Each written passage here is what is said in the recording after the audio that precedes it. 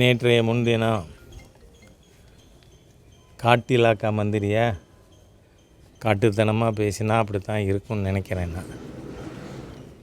பொன்முடி அவர்கள் ஹிந்து மதத்தில் இருக்கின்ற 2 பெரிய கிளைகள், சைவம், வைஷ்ணவம், இந்த 2ஐயும் மிக கேவலமாக அருவருக்கத்தக்க முறையில் விலைமாதர்களோடு தொடர்பு படுத்தி பேசியிருப்பது வன்மையாக கண்டிக்கத்தக்கது. நான் ஏற்கனவே நம்முடைய ஹிந்து ஆர்வலர்கள், சிவனை மகாவிஷ்ணுவை ஆராதிப்பவர்கள், அவர்கள் ஊரில் இருக்கிற ஸ்டேஷனில் பொன்முடிக்கு எதிராக கம்ப்ளைண்ட் கொடுக்க சொல்லியிருக்கேன். காரணம் என்னன்னு சொன்னால், திமுகவோட துணை பொதுச் செயலாளர் பொறுப்பிலிருந்து பொன்முடியை நீக்கி இருப்பது ஏற்புடையது அல்ல. காரணம், திமுக முதல் குடும்பத்தில் யார் வீடு கூட்டுறாங்க, யார் பாத்திரம் தைக்கிறாங்கன்னு முடிவு பண்ணுறதா நம்ம வேலை? அது இல்லை. அமைச்சராக இருப்பவர் கான்ஸ்டியூஷன், அரசியல் சட்டப்படி அவர் பதவி பிரமாணம் எடுத்திருக்கார். அனைத்து மக்களுக்கும் பாரபட்சம் இல்லாமல் பொதுவாக இருக்கணும் என்பது அவரிடம் எதிர்பார்க்கப்படுகிறது. அதனால் அவர் திமுகவில் என்ன பொறுப்பில் இருக்காங்கிறத பற்றி வி ஆர் நாட் கன்சர்ன்டு. அமைச்சர் பொறுப்பிலிருந்து பொன்முடி உடனடியாக டிஸ்மிஸ் செய்யப்பட வேண்டும். ஆனால் திராவிட முன்னேற்ற கழகத்தினுடைய டிஎன்ஏயே ஹிந்து விரோதம். ஏன்னா நாம் இப்போ இருக்கிறது எந்த ஊரில்? திருவாரூரில். அப்பன் தியாகேசனுடைய அருள் வேண்டி வந்திருக்கோம். இங்கே திமுக என்ன கோஷம் போட்டாங்க? ஏரோட்டும் முழவன் ஏங்கி தவிக்கையிலே தேரோட்டம் உனக்கு எதற்கு தியாகேசான்னு. ஏன் கந்தூரி உனக்கு எதுக்கு, உருசு உனக்கு எதுக்கு, சந்தனக்கூடு உனக்கு எதுக்குன்னு சொல்கிறதுக்கு இந்த ஹிந்து விரோத தீய சக்தி திமுகவுக்கு துணிச்சல் வருமா? அதோடு மட்டும் இல்லை, யாரை கம்பேர் பண்ணி பேசியிருக்காப்புல அந்த இடத்துல பேசினதில்லை. ஏன்னா சட்ட அமைச்சர் ஏதோ அந்த இடத்துல அவர் திடீர்னு பேசிட்டார்னு இல்லை.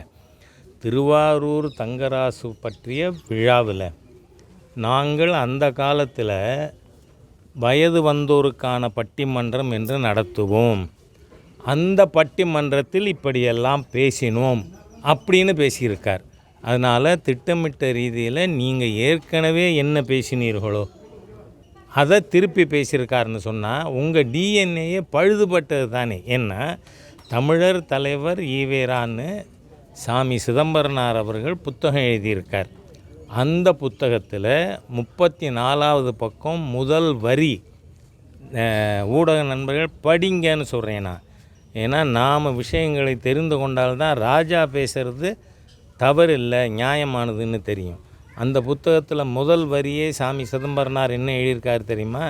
ஈவேரா தினந்தோறும் விலைமாதர் வீடு புகுந்து வருவார். இது ஹெச் ராஜாவோட வார்த்தை இல்லை, ஈவேராவை புகழ்ந்து எழுதியிருக்கின்ற தமிழர் தலைவர் ஈவேரா. அதுலேயும் அதில் முன்னுரையில் சாமி சிதம்பரனார் என்ன சொல்கிறாரு? இந்த புத்தகத்தை நான் ஈவேராவிடம் காட்டி அவருடைய கிளியரன்ஸ் வாங்கியிருக்கேன்னு. அப்போது திமுகவோட டிஎன்ஏயே அவங்க எங்கே பிறந்தாங்கன்னு என் வாயால் சொல்ல தேவையில்லை. அந்த புத்தகத்தில் முதல் வரியிலேயே இருக்குது. ஆகவே அவ்வளவு கேவலமான கீழ்த்தரமான ஹிந்து விரோத தீய சக்தி திராவிட முன்னேற்ற கழகம். 26 தேர்தலில் திராவிட முன்னேற்ற கழகம் வேரோடும் வேரடி மண்ணோடும் கலைந்தெறியப்பட்டாலன்றி சைவத்திற்கும் வைணவத்திற்கும் இருக்கின்ற ஆபத்து போகாது, ஹிந்துக்களுக்கு இருக்கின்ற ஆபத்து போகாது. ஆகவே இந்த தீய ஹிந்து விரோத திராவிட முன்னேற்ற கழகம் ஒவ்வொருத்தரும் நாம் நெத்தியில் விபூதி வைக்கிறதுக்கும் திருமண் இடுறதுக்கும் மரியாதை இருக்குன்னு சொன்னால் எந்த ஹிந்துவும் இந்த தீய சக்தி திமுகவுக்கு ஓட்டு போடக்கூடாது என்று நான் கேட்டுக்கிறேன். பங்குனி உத்தரம் என்பது முருகனுக்கு பார்வதி தாய் வேல் கொடுத்த தினம். அந்த பங்குனி உத்தரத்தில் பாரதிய ஜனதா கட்சி தேசிய ஜனநாயக கூட்டணியிலே அகில இந்திய அண்ணா திராவிட முன்னேற்ற கழகம் இணைந்திருக்கிறது. இது நல்ல நாளிலே நடந்திருக்கின்ற நல்லதொரு திருப்பம். ஆகவே 26 தேர்தலில் தேசிய ஜனநாயக கூட்டணி மிகப்பெரிய மக்கள் ஆதரவோடு வெற்றி பெறும்னு என்னோட நம்பிக்கையும் தெரிவிச்சுக்கிறேன். இன்றைக்கி தமிழக முதலமைச்சர் சொல்லியிருக்காங்க 2 ரைடுகளுக்கே அச்சப்பட்டு இன்றைக்கி அதிமுக வந்து பாஜக அடிபணிந்து விட்டது, அவங்களோட கூட்டணி வச்சுருக்காங்க, இதனால் கண்டிப்பாக அவங்க வெற்றி பெற முடியாது அப்படின்னு சொல்லியிருக்காரு. நீங்கள் எப்படி பார்க்குறீங்க? நான் கேட்குறேன், இந்த திமுகங்கிறது அறிவாலய நான் அடிமைன்னு சொன்னால் உங்களுக்கு சமயத்தில் கோபம் வந்துடும். அறிவாலய ஆர்வலர்கள்னு சொல்கிறேன்னா பொய்யையே பரப்பி கொண்டு இருக்கிறீர்கள். பிஜேபியோட முதல்ல மேடம் ஜெயலலிதா 1998 கூட்டணி வச்சாங்க. தமிழகத்தில் இருக்கின்ற 39 தொகுதியில் 30 தொகுதிகளை அந்த கூட்டணி வெற்றி பெற்றது. அதற்கு பிறகு 99 திராவிட முன்னேற்ற கழகம் பிஜேபியோடு கூட்டணி வைத்தது. அதில் 39க்கு 26 2/3 வெற்றி பெற்றது. ஆகவே மக்கள் பாரதிய ஜனதா கட்சியின் தேசிய தலைமையை எப்படி போற்றுகிறார்கள் பாராட்டுகிறார்கள்ங்கிறதுக்கு இது அடையாளம். ஆமாம், தினந்தோறும் உங்கள் ஊழல் அமைச்சர்களுக்கு எதிராக ரைடு நடக்குது தானே என்ன? அப்போ இன்னொரு பக்கத்தில் நான் தொடநடுங்கின்றே இருக்கேன்னு ஸ்டாலின் சொல்கிறாரா? இதெல்லாம் அர்த்தம் இல்லாத பேச்சு. எனவே இன்று ஊழல் ஊழல் போதை இது திராவிட முன்னேற்ற கழகத்தின் அடையாளம். ஏனென்றால் நான் தரவுகளோடு பேசுபவன். இந்தியாவிலேயே போதை அதிகமாக இருந்த மாநிலமாக பஞ்சாப் இருந்தது. இன்றைக்கு இந்தியாவிலேயே போதை அதிகமாக இருப்பது தமிழகம். எந்த அளவுக்கு கேவலமாக நம்ம குடிமக்களோட நிலை போயிருக்குன்னா, நம்ம குழந்தை ஸ்கூல்லேருந்து வந்தால் பையை தேடி பார்க்க சொல்லுது ஒரு பெற்றோரும் பெரியவரும், எங்கே ஏதாவது பொட்டலம் இருக்குமோ அந்த பைக்குள்ளேன்னு. அந்த அளவுக்கு தமிழகத்தின் அடுத்த தலைமுறையை அழித்து விட்ட தீய சக்தியை மக்கள் 26 வீட்டுக்கு அனுப்புவார்கள். பாஜக கூட்டணியில் அதிமுக இணைஞ்சிருக்காங்க. ஏற்கனவே பாஜக கூட்டணியில் பார்த்திங்கன்னா டிடிவி தினகரனாக இருக்கட்டும் அல்லது ஓபிஎஸ்ஸாக இருக்கட்டும், இவர்கள்லாம் இருந்த நிலையில் இப்போ ஏற்கனவே எடப்பாடி அவங்களை ஏற்றுக்கவே முடியாதுன்னு சொன்ன நிலையில் இவங்களை சேர்த்து வைப்பதற்கான நடவடிக்கை எடுக்கப்படுமா? இல்லை அவங்க இங்கே பாருங்கள், நேற்றைய தினம் மாண்புமிகு உள்துறை அமைச்சர் திரு அமித்ஷா அவர்கள் பிஜேபியின் நிர்வாகத்தை நாங்கள் பார்த்து கொள்ளுவோம், அதிமுகவின் செயல்பாட்டை அவர்கள் பார்த்து கொள்ளுவார்கள்னு எங்களுக்கு சுப்ரீம் கோர்ட்டில் தீர்ப்பு வந்ததுக்கப்புறம் நாங்கள் இடையில கருத்து சொல்லணுமா என்ன?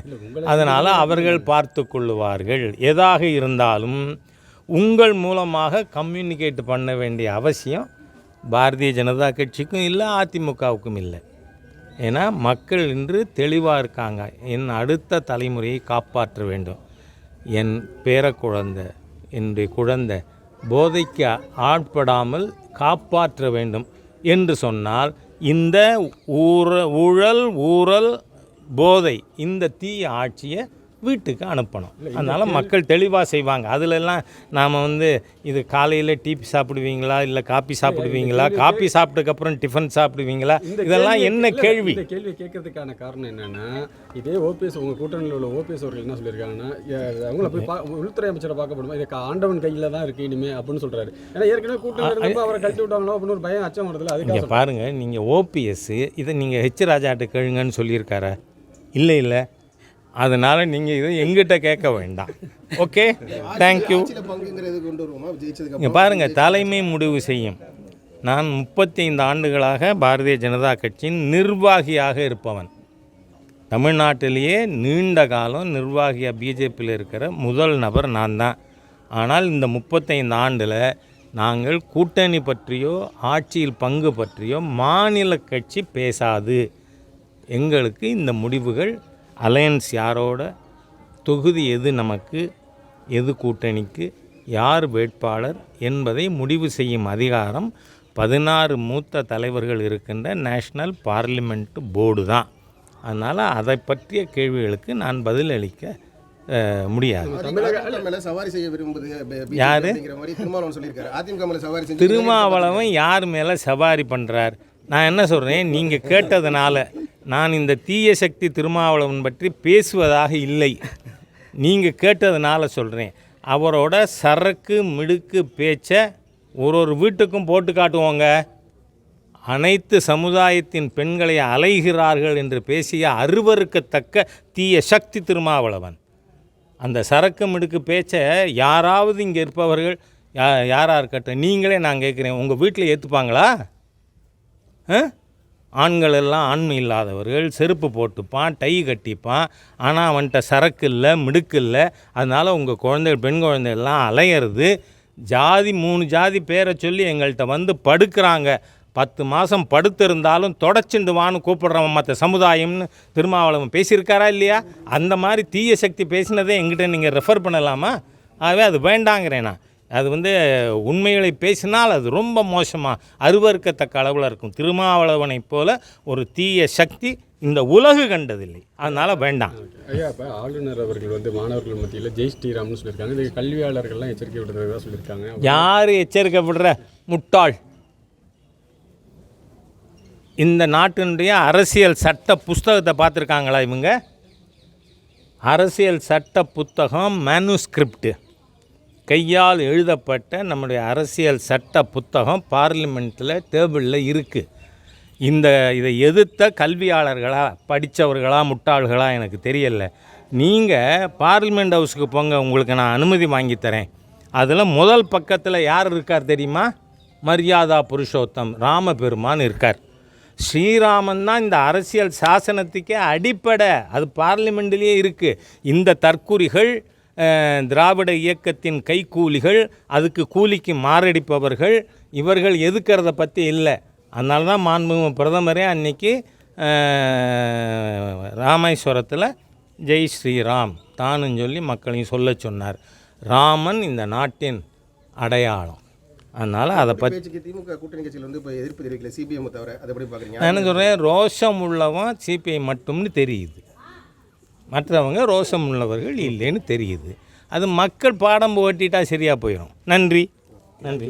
பாதகம் செய்பவரை கண்டால் நாம் பயம் கொள்ளலாகாது பாப்பா. மோதி மிதித்து விடு பாப்பா, அவர் முகத்தில் உமிழ்ந்து விடு பாப்பா. அண்மை செய்திகளை உடனுக்குடன் தெரிந்து கொள்ள இணைந்திருங்கள் எம் நாடு தொலைக்காட்சியுடன்.